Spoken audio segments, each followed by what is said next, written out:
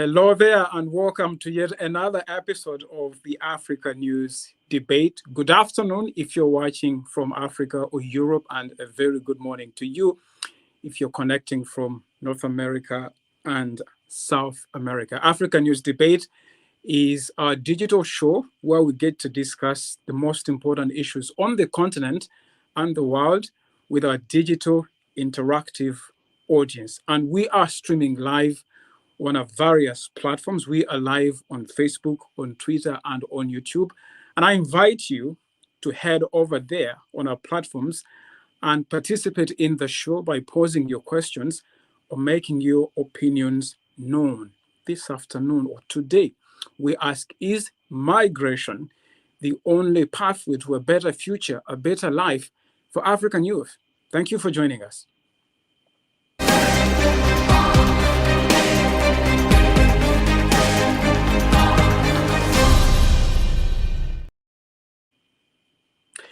As African economies struggle to create decent jobs, millions of African youth consider migration, especially to countries in the global north, as the only route to a better and secure future. The numbers are staggering. Nearly 60% of young Africans want to leave their countries, according to a poll of African youth across 16 countries. This poll came through in September.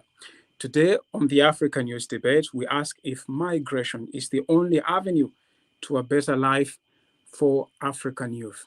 My name is Ronald Kato. I'm your host this afternoon for the African News Debate. I have a very interesting panel for you.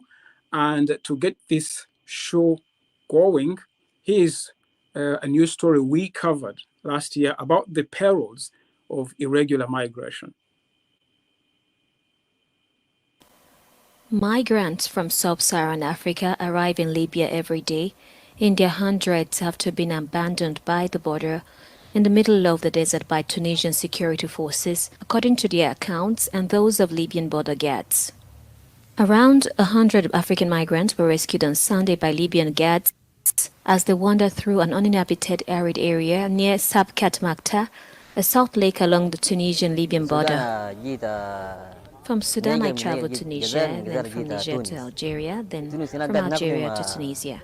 I worked in a center there. I worked on daily basis and monthly basis, and while I was working, they caught me and they sent me here to the borders. The pieces, the foam pieces, then break it or then send me inside Sahara Desert.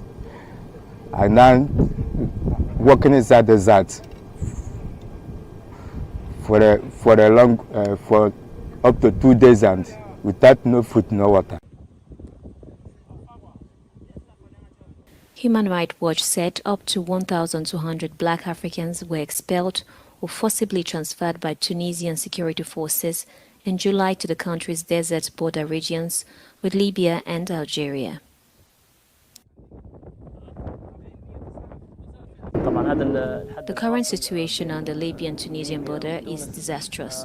Every day, large numbers of migrants are pouring in and their numbers are increasing more and more, especially with temperature rising to as much as 49 degrees Celsius.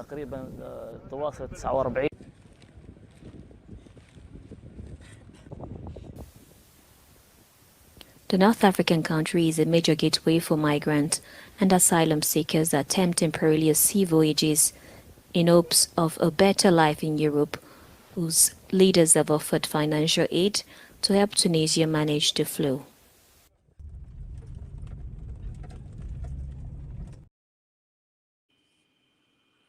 Thank you again for joining us. I'd like now to introduce our panel.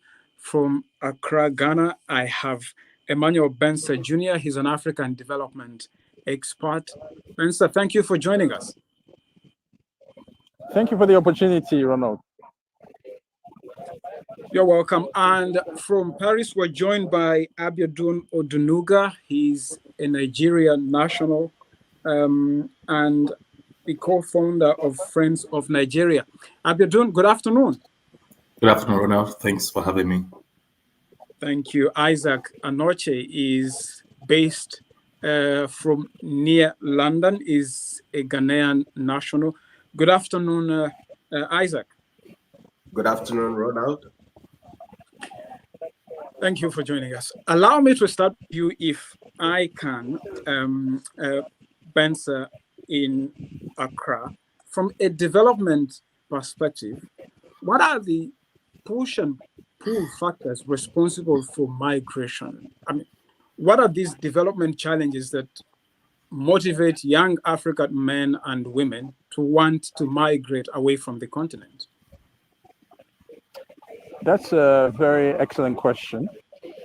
Let me just say that as a Ghanaian, I come from a region on the continent that likes to move. Africans generally are citizens that like to move. But in West Africa, we've had the expertise of moving since 1975, when the ECOWAS's freedom, 1979, since the ECOWAS's freedom of movement protocol was established by ECOWAS leaders at the time. So that has allowed citizens to move freely across the sub-region since that's for over 40 years now. However, the regrettable aspect of that is that you'll find that a lot of the migrants that are cited at Lampedusa and all these coasts of Europe will often include West African migrants from Gambia and sometimes even Ghana. I'm in Accra. Accra is not one of the most prosperous cities on the continent, but it is a fairly safe city to live in. We have a lot of West African migrants here, Nigerians, Burkinabes, Beninois, Togolese who come to Ghana, some of whom reside here permanently thanks to ECOWAS's protocols and so on. But you will find that in Accra, people are managing despite the relative poverty that exists. Not everybody in Accra who comes from the 14 or 15 other regions of Ghana feel the need to move out to other West African countries, then on to North Africa and then Libya. What I have identified, not only just from research, but also in speaking to people at IOM here in Ghana, has the International Organization for Migration here in Ghana, is that a lot of the people who tend to move from Ghana are not the ones necessarily living in Accra with all the relative poverty that exists in Accra. It is those who are in the regions that are less prosperous, the Bono Brahmanputra region, the regions closer to the northern part, the border parts that look at their prospects and realize that the prospects may not be as good as they want, and they feel coming to Accra may not be a good option. So then they decide to take the route of going past Morocco and then connecting to Spain or wherever else they feel they need to do. So a lot of the time, when you look at the statistics, as per the IOM in Ghana, you'll find that it is region specific. The migrants who move out of Ghana are region specific. They're not necessarily from Accra. They're from different regions, and most likely the regions that are closer to the borders of could be Abidjan, could be our border countries, Cote d'Ivoire, Burkina Faso, and so on and beyond. And so what that tells us is that some of these are some of the push factors, that they live in these regions closer to the border areas that are not as prosperous as Accra, and feel that there isn't much hope of jobs, or maybe they're simply looking for greener pastures, and so opportunity comes to migrate irregularly, and then some of them unfortunately fall into the trap of speaking to people smugglers who promise them heaven and earth that with X amount of money they'll move. They can go to Libya and then on to their Spain and so on and so forth. Then before you know it, they're stuck in the desert. All sorts of horrible stories happen. So these are, as per the Ghanaian perspective, is what I can relate to. And for me, it's regrettable coming from a region where we move already freely, and there are many migrants already living in West Africa. And we will also find that even the data of late even by the United Nations Economic Commission for Africa, IOM, some of these international development organizations prove that much of the migration is actually not necessarily towards Europe, it's actually towards the continent. So some of them do not necessarily come to that point, move. Bensa, you make a very interesting point, and we'll surely get to it. But thank you very much for setting the stage. Abiodun, you have a very interesting story. You migrated through school. You came to France to study for your master's degree, and then after that, you go to step. You believe that migration isn't the only path to success, and you are right. But what, in your case, did migration do for you? What did it open for you? I mean, you say it's not the only path to success. So what did it do for you? Thank you, Ronald. Thank you again for the invitation. So for me personally, as you rightly said, migration is not the only pathway to success for African youth. But on a personal level, having lived in France for 10 years, or precisely Paris, I schooled or did my master's degree at Sciences Po in Paris. And the opportunity that availed me I don't think I would have been able to have that kind of leverage if I had stayed back in Nigeria. Of course, I had some level of traction in Nigeria as a young graduate and also as a young professional. My migration pathway to Europe, living in Paris, offered me access to networks, robust, opportunities. And today I do some level of consulting with global institutions. And part of what I do, of course, is to be able to help European stakeholders to be able to invest not only in Nigeria, but across Africa. I doubt if I'd have been able to get that traction if I'd stayed back in Nigeria. Of course, maybe I would have had some opportunities like I had in Nigeria, opportunities to be able to travel once in a while, meet different development stakeholders to partner with. I had some of those opportunities back, in Nigeria. But of course, I think what living in Europe or Paris precisely has done to me was to collapse time. Probably what could have taken me 15 years to achieve if I'd stayed back. I've been able to achieve that in the space of 5 to 6 years living in Paris as a development practitioner myself. Interesting perspective. Before I come to you, Isaac, I would like to announce the results of a poll that we ran on Tuesday, and you're going to be shocked. How you doing? So we ran a poll asking if migration is the only key to success for African youth. And 44% of our audience who responded say no. Rather, 44% said yes, and 56% said no.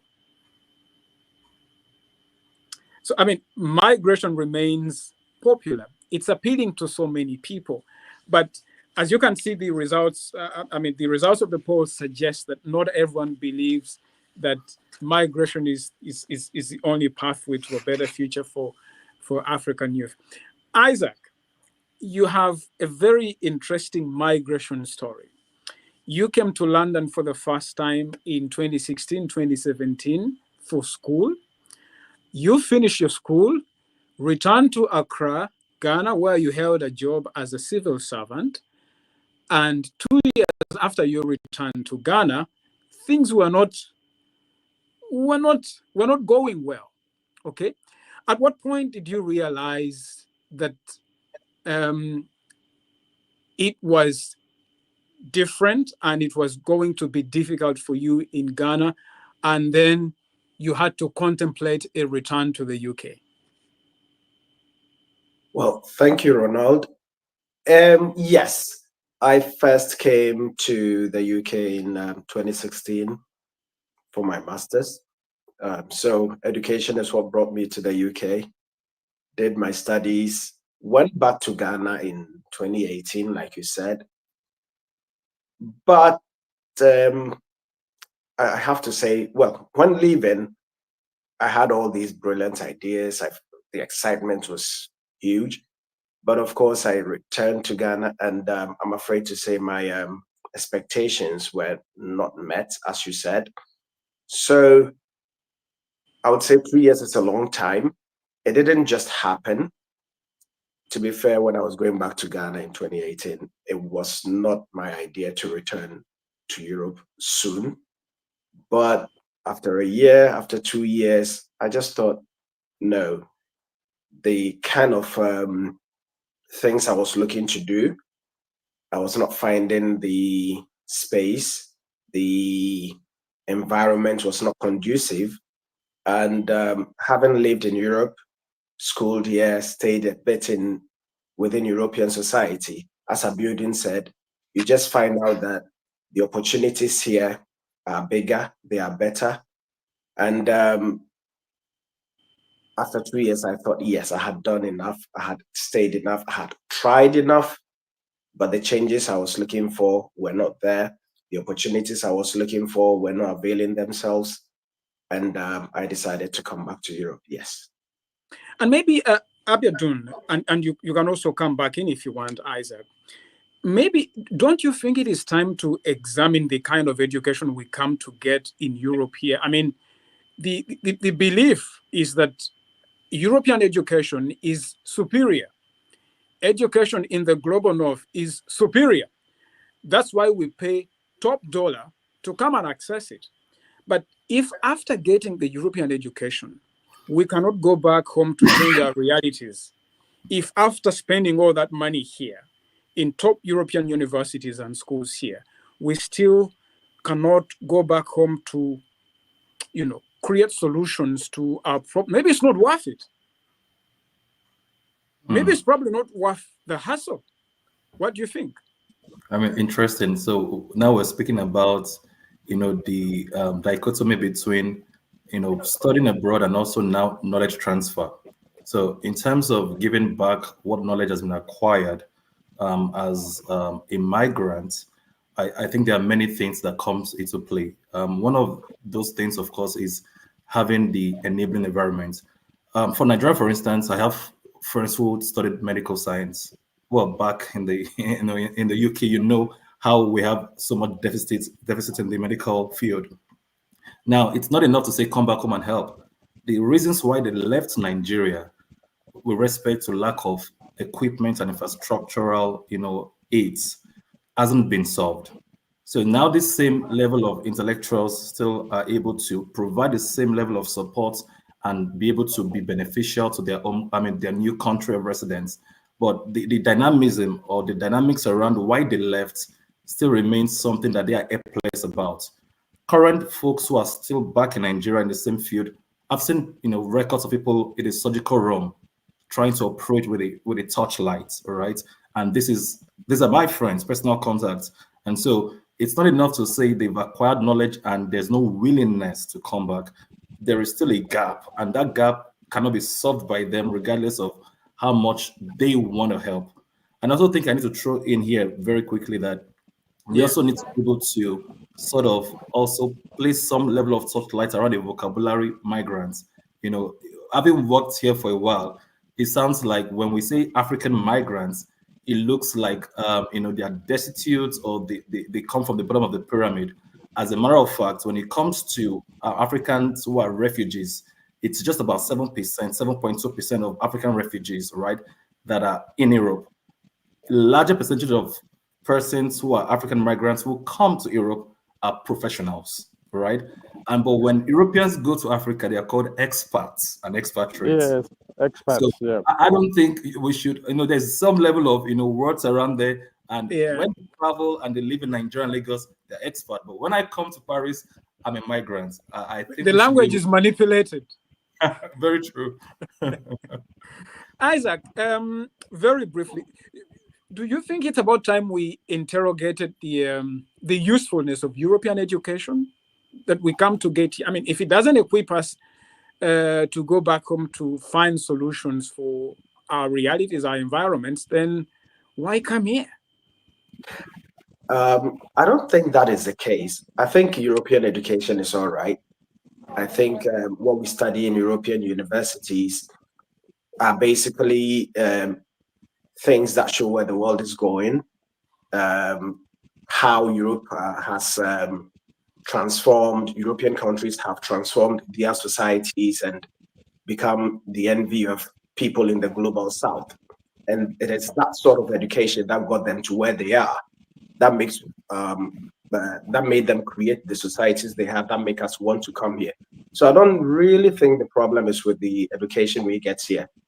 Maybe the problem is on our side of things, back home in Africa, where systems have not changed for, well, I'm sure people who are much older than myself might say for decades. They recognize the same things they saw as young people happening now.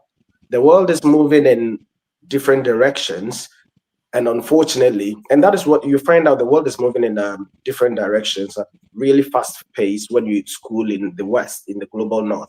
Unfortunately, you go back home and you find out that, well, things have stagnated for years. So the systems back home are not really moving to catch up with where the world is. So you find out, okay, you've learned this, you've studied that, and you have all these ideas, but you don't find the fertile ground back home that would help you nurse these ideas to germinate them. So yeah, there's nothing wrong with this, the stuff we are studying here. What is rather, where the problem is back home in Africa, where systems are stuck in the old ways, where governments and institutions are not necessarily showing the same level of commitment or even actually the creativity to help us nurse these ideas we bring back home to help move our societies forward so that our people no longer look up to the global north with envy. So I think for me, the problem is more with institutions and systems back home rather than the education we receive out in the West. Thank you very much, Isaac, for that point. Before I come to you, Bensa, in Accra, I'd like to remind you who is watching right now to head over to our social media pages. You can head over to our YouTube, where we're streaming live, and on our Twitter and on our Facebook to watch this show, plus to make your thoughts known. Okay, we have put the question there, so feel free to make your thoughts known. I'd like to sample a few of the thoughts that you shared with us on Tuesday. Someone here said that leadership in Africa is the main challenge we face. As a result, our youth go in different places to find opportunities. Pretty much the same point that Isaac was making there.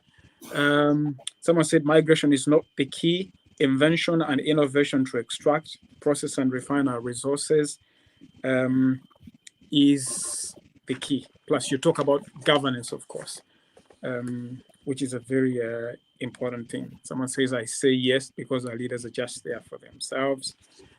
And the youth need to be reminded that they are the future. You said so, Marcus. They must stop this habit of trying to be celebrities and start businesses. Interesting thoughts there. I invite you to keep your feedback coming. Is migration the only route to success, the only route to a better life for African youth? Bensa, what do you say about labor schemes such as the one that Kenya agreed recently with Germany to bring Kenyan labor? Bensa, are you there? Yes, I'm here. I'm still here. Perfect. Yes. Okay. Just before I answer the Kenyan that, authorities and German authorities recently signed a deal to bring Kenyan labor to Germany. Are schemes like this the best way to approach migration and employment, job issues for African youth?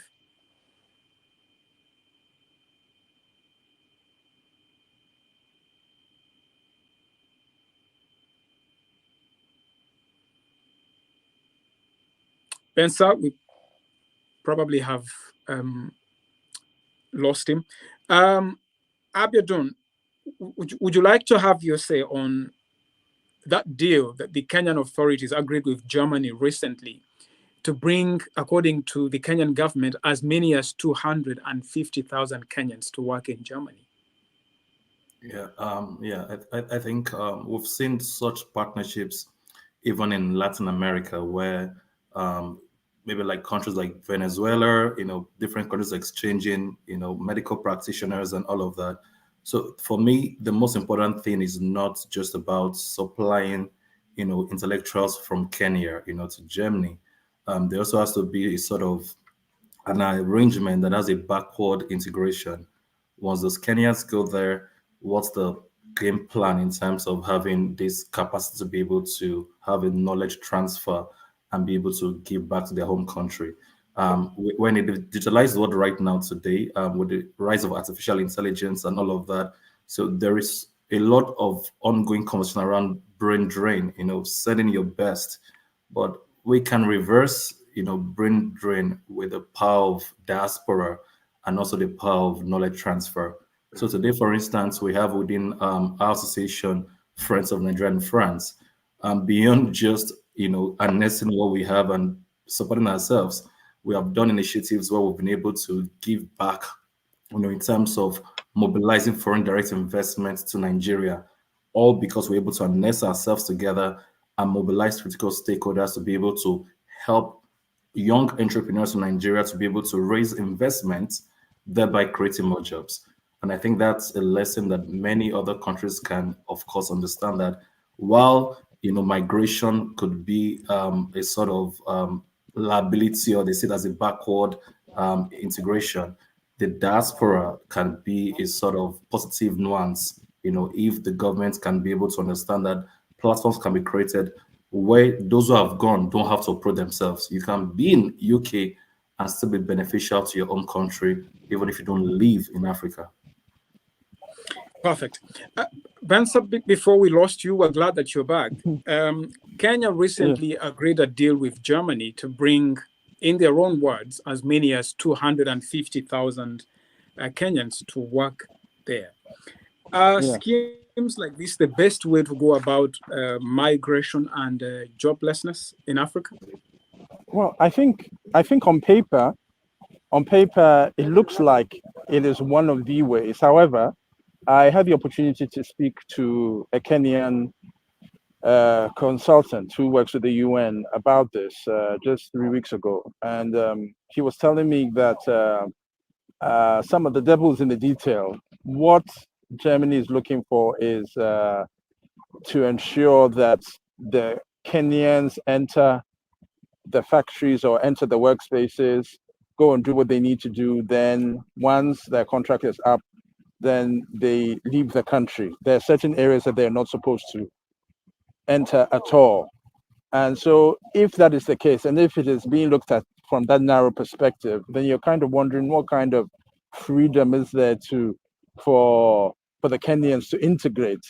I want to still stick on the word integrate, because what I understood was from this consultant that there were lots of conversations with the German political parties who wanted to be sure exactly what pathways that these migrants were going to use, where they could go and where they couldn't go. And they needed to talk to an all-inclusive group, including the far right, to ensure that far right's reservations about them being stuck in the country and not wanting to go had also been assuaged. So when you hear some of these stories, you're wondering, okay, so on paper, this is a great idea for Kenyans to go into Germany, offer their skills. But then you look at the detail and you're wondering, okay, so they're being restricted. They can't go to certain areas in parts of Germany. They can only go to some parts. They can only go do their work and then go home and not integrate. So you're kind of wondering, why don't you then kind of stay at home and find a way to find an alternative? And for me, it's a bit tricky. As just to quickly backtrack, also as someone who also schooled, I'm a beneficiary of European knowledge as well. I did both my first and second degree in Brussels. I can tell you that there are challenges being back home, but when you come back home, I think it also depends a lot on the background and your parents. My parents wanted to ensured in me and my brother back then that when we're coming back home, is to offer not just to Ghana but to the continent. And therefore, yeah, the difficulties were difficulties that as people who had some privilege, we needed to ensure that we are giving back to our country and the continent. Challenges notwithstanding. So yes, I lost my job in 2014 in Ghana, and I went into media because I was over skilled. I had a master's, and the jobs that I wanted to enter, I was overqualified. I spent almost a year at home, no salary, nothing. And to this day, since 2014, I don't earn a salary. But I've navigated the waters of some of these challenges, because you need to find a way at some point with the skills that you have and the education that you have to manage. So maybe migrants. resilience is a skill that African youth need to learn. Thank you, Bensa. I mean, Abiodun, before you made a very interesting point about the danger of brain drain through schemes like the one Kenya agreed with Germany, and it's an important issue.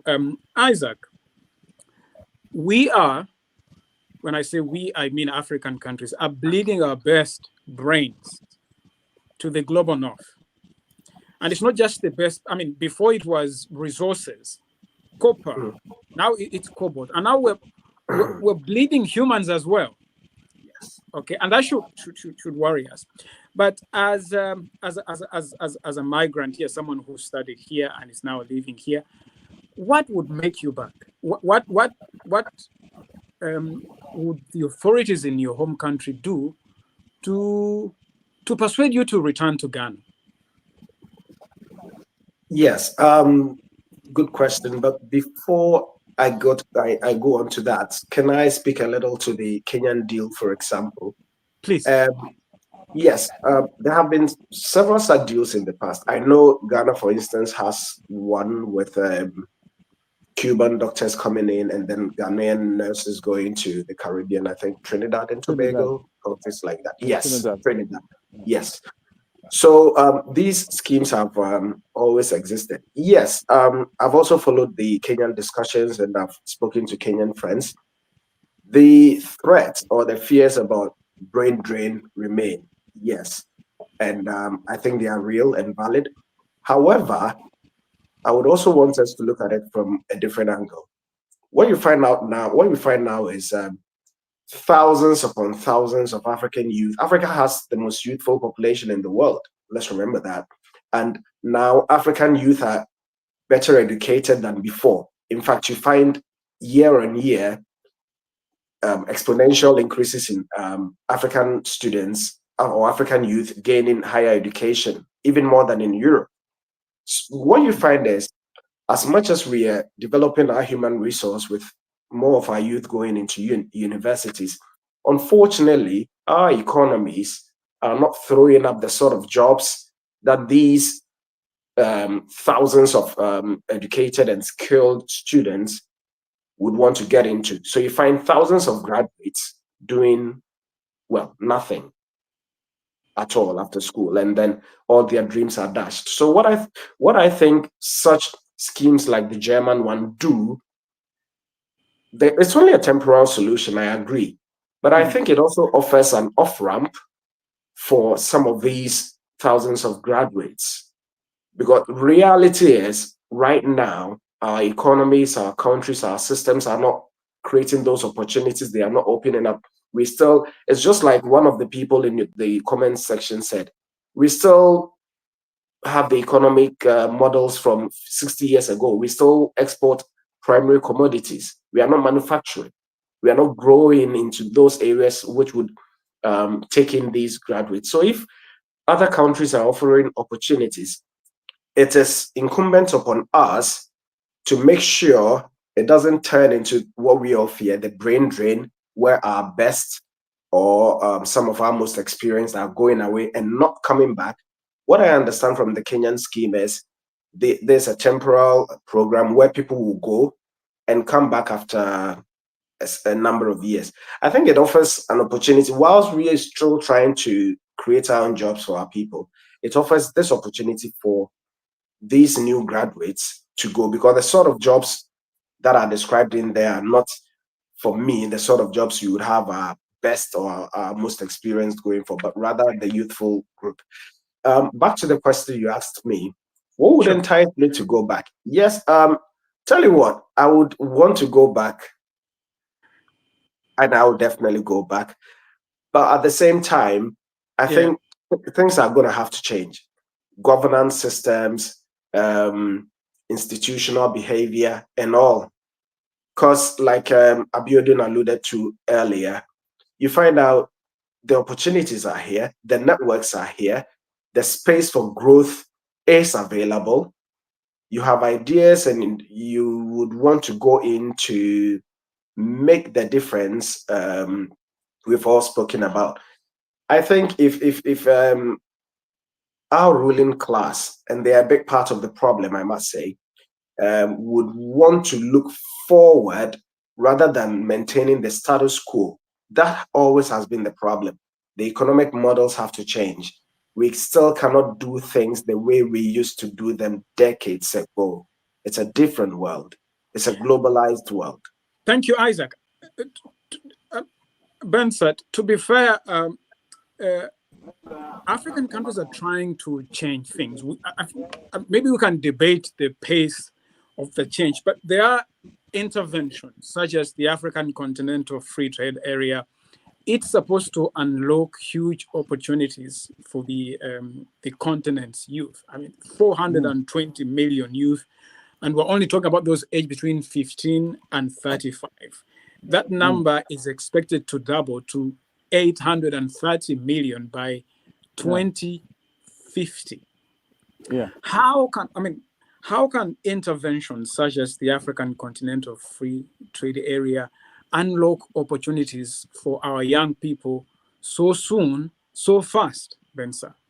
Okay, so I want to pick on that and explain two things. The African Continental Free Trade Area has a women and youth protocol that came out a couple of months ago. And although it's not fully fleshed out, it's not totally out in the public yet. What I can say is that it's an opportunity for young people who are working in small and medium-sized enterprises to take advantage of the African Continental Free Trade Area, come together in associations and scale up. There's still a lot of work that the African Continental Free Trade Area Secretariat, based in Accra, they need to do on the practicalities inherent in this protocol. But what I can tell you on a more practical level, being here at the conference that I am this week, it's another AU meeting, but but it's an initiative of the African Union that they're discussing skills, Africa Skills Week, and they have initiatives.